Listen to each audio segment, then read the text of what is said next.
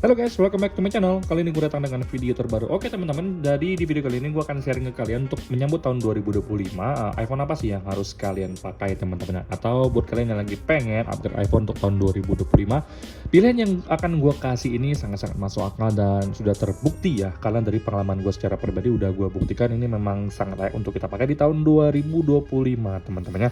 Jadi tanpa banyak basa-basi guys, kita langsung masuk ke video pembahasan kita berikut ini. Let's go! Oke guys, jadi ini itu adalah iPhone 15 Pro dan juga iPhone 13 teman-temannya. Jadi iPhone ini adalah dua iPhone yang akan gua rekomendasikan ke kalian teman-temannya untuk kalian pakai di tahun 2025 nanti teman-temannya. Nah, tapi sebelum gua bahas tentang dua iPhone ini, akan ada satu iPhone yang menurut gua secara pribadi harus kalian pakai di tahun 2025, yaitu iPhone SE 4 teman-temannya. Jadi kalau nggak salah iPhone SE 4 itu akan rilis tahun 2025 bulan Maret teman-temannya. Ini adalah perkiraannya, jadi bisa cepat atau bisa lebih lama dari prediksi yang ada teman-temannya. Nah, kenapa gue bisa bilang kalian untuk coba pakai iPhone SE 4 di tahun 2025? Karena yang satu, bentuknya itu udah sangat bagus banget, menyerupai iPhone 13 atau iPhone 12 sekarang yang bentuknya udah kotak. Kemudian yang kedua adalah kameranya cuma satu biji doang teman-teman. Jadi dengan satu biji kamera tapi untuk hasilnya tuh masih sangat luar biasa bagus teman-temannya.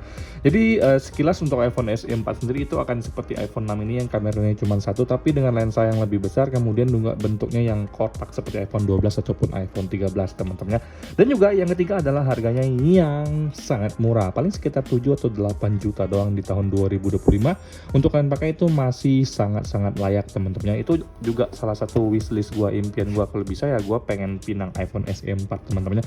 Chipset udah pasti chipset yang terbaru, kamera udah pasti yang terbaik teman-teman untuk harga segitu. Karena seperti kita tahu untuk kamera di iPhone SE itu rata-rata semuanya bagus. SE3 juga itu kameranya masih sangat bagus banget ya setelah gua tes di Gmap ataupun iBox setiap gua ke mall teman-teman ya. Nah, jadi opsi yang pertama itu adalah kalian bisa nabung mulai sekarang, sisihkan 8 juta untuk tahun depan di tahun 2025 bulan Maret. Kalian bisa coba untuk meminang iPhone SE 4. Tidak ada ruginya kalian coba memakai iPhone SE 4 karena menurut gue secara pribadi sangat-sangat worth it ya. Gue bisa berprediksi seperti ini karena udah banyak banget gue ngeliat bocoran-bocoran tentang SE 4 yang memang notabene layak banget dibeli dengan harga yang paling murah teman-teman. Nah, jadi di sini gue barusan tadi ngeliat Instagram The Apple Hub, di sini ditulisan iOS 19 supported devices teman-temannya.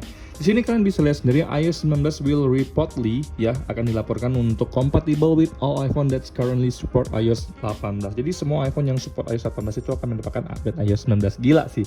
Karena di sini kalian bisa lihat sendiri iPhone XR, iPhone SE 2 dan SE 3 itu ternyata masih mendapatkan iOS 19. Kalau misalkan hal yang dirumorkan ini benar-benar terjadi, berarti iPhone XR itu mendapatkan support update selama hampir, dia kan rilis 2018, berarti sekarang itu udah 2024, berarti 6 tahun.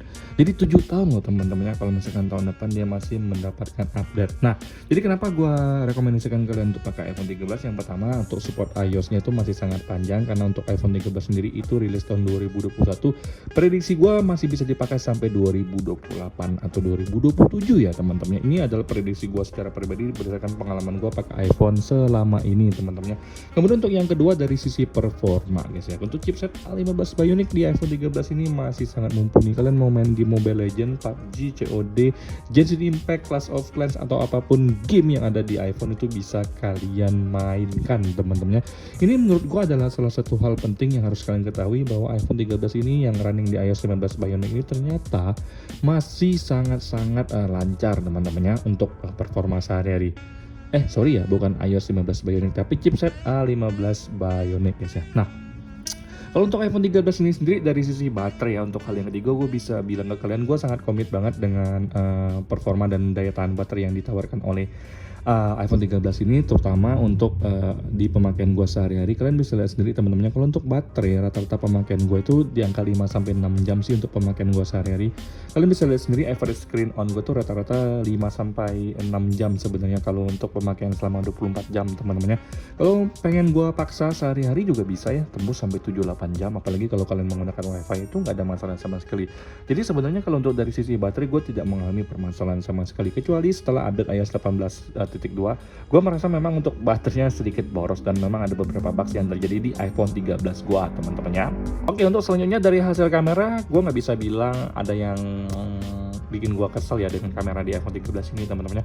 Walaupun lensanya cuma 2, tapi untuk hasil yang dihasilkan itu masih sangat tajam, saturasi warnanya juga dapat, dan kemudian ada mode cinematic mode yang memang sangat berguna banget buat kalian yang memang kerjanya tuh sebagai content creator. Gua secara pribadi memang jarang banget ya utak-atik kamera di iPhone 13 ini, karena memang pada dasarnya udah sangat bagus guys ya.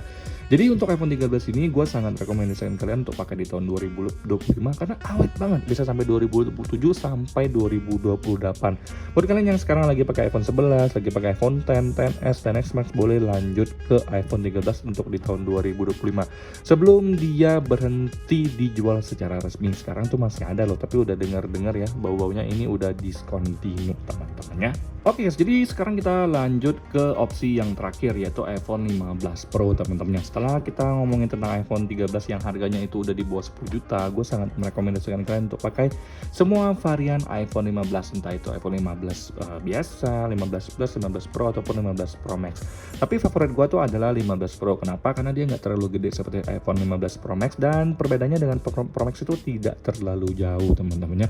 Gue bisa bilang untuk 15 Pro ini adalah iPhone yang paling canggih untuk sekarang ini, karena untuk iPhone 16 kan belum masuk ke Indonesia. Jadi gue bisa ngeklaim sekarang yang paling canggih di Indonesia secara resmi ya iPhone 15 ini teman-temannya, varian Pro ataupun varian Pro Max. Nah, yang paling gue suka dari iPhone 15 Pro ini sebenarnya semuanya gue suka. Kalau kalian tanya ke gue apa sih kekurangannya, gue bisa bilang dengan pemakaian gue sehari-hari gue belum mengalami atau menemui kekurangan. Masalahnya itu ya, masalahnya belum ada sama sekali problem, karena untuk kegiatan sehari-hari ini enak banget, tidak ada permasalahan sama sekali. Di sini gue akan cek ke kalian untuk dari sisi baterai. Baterai di sini normal, untuk maksimum kapasitinya di angka 98% ya, sudah turun 2% yang seharusnya di angka 100%. Untuk cycle count-nya di angka 251, which is ini hal yang sangat-sangat normal. Karena menurut gue secara pribadi kalau untuk cycle count ini sendiri ya, kalau nggak salah itu memang di angka 1000 ya teman-teman ya. Untuk 1000 cycle count itu kalian sudah harus ganti baterainya teman-teman. Ini yang gue dapat dari hasil gue riset teman-teman. Kalau misalkan gue ada salah kasih informasi, kalian boleh perbaiki atau correct me if I'm wrong teman-teman, karena di sini gue juga berdasarkan riset gue ini cycle count-nya di angka 1000 ya kalau untuk varian iPhone 15 Pro ini. Nah, jadi kalau untuk dari sisi baterai sehari-hari itu sebenarnya normal-normal aja. Jadi untuk last 10 days atau average pemakaian di iPhone 15 Pro ini di angka 6 jam 46 menit, hampir di angka 7 jam ya sehari-hari selama 24 jam. Jadi kalau untuk pemakaian sehari-hari di iPhone 15 Pro ini tidak ada permasalahan sama sekali teman-teman. Kebetulan untuk iPhone 15 Pro ini dipakai oleh ibu bos yang pemakaiannya juga gila-gilaan, terutama dari sisi nonton sambil ngecas teman-teman. Nah, untuk suhu panasnya sama, relatif santai-santai aja. Di compare dengan iPhone 13, gue ngerasa memang sama aja, nggak ada terlalu panas atau nggak ada yang terlalu dingin. Suhu panas itu selalu akan ada di iPhone, jadi santai-santai aja teman-teman. Asalkan kalian bisa menjaga kesehatan baterai kalian, jangan dimainin sambil dicas, itu udah sangat-sangat menjaga keawetan dari baterai kalian teman-teman. Untuk sisi kamera, gue rasa untuk dari sisi kamera gue nggak bisa komentar terlalu jauh ya, karena memang semuanya tuh sangat-sangat bagus. So far untuk iPhone 15 Pro ini gue bisa bilang kalau nggak perfect ya almost perfect, 99% bagus untuk kalian pakai di tahun 2025. Nah, untuk iPhone 15 Pro ini sendiri kan rilis tahun 2023 teman-teman ya. Jadi umurnya tuh masih sangat panjang, gue bisa bilang untuk umurnya tuh bisa sampai tahun 2030 nanti teman-teman ya. Nggak sangka ya, sebentar lagi udah tahun 2030. Sekarang kita menuju ke tahun 2025 teman-teman ya. Nah, sebenarnya guys, kalau kalian tanya ke gua secara pribadi, iPhone itu mau dari iPhone 12 itu juga udah bisa kalian beli, tapi menurut gua iPhone 12 itu terlalu kecil baterainya, dan juga di compare dengan iPhone 13 itu tanggung kalau kalian beli iPhone 12. Kalau ada duit langsung beli ke iPhone 13 teman-temannya. Ini menurut pendapat gua secara pribadi. Terus kalau kalian tanya ke gua, bang iPhone 14 bagus nggak? iPhone 14 itu murni sangat-sangat bagus, tapi antara iPhone 13 dinaikkan ke iPhone 14 itu perbedaannya itu tidak terlalu signifikan. Jadi that's why kenapa gue rekomendasikan ke kalian untuk langsung pakai 13 atau varian 15 teman-teman. Gue sejujurnya iPhone 13 ini juga akan gue pakai seterusnya. Gue sekarang lagi nabung ya, mudah-mudahan bisa upgrade ke iPhone 17 nanti. Karena menurut gue secara pribadi untuk iPhone 16 sekarang itu tidak ada terlalu hal yang membuat gua itu pengen beli. Jadi biasa aja sih menurut gua secara pribadi teman-teman ya. Nah, apa yang gua share ke kalian ini adalah murni dari pengalaman gua selama memakai iPhone dan dari hasil analisa gua setelah riset analisis ini, gua bisa rekomendasikan ke kalian untuk di tahun 2025 pakai iPhone SE 4 yang akan rilis nanti, kemudian pakai iPhone 13 ini dan juga pakai iPhone 15 Pro. Kenapa? Worth it guys ya.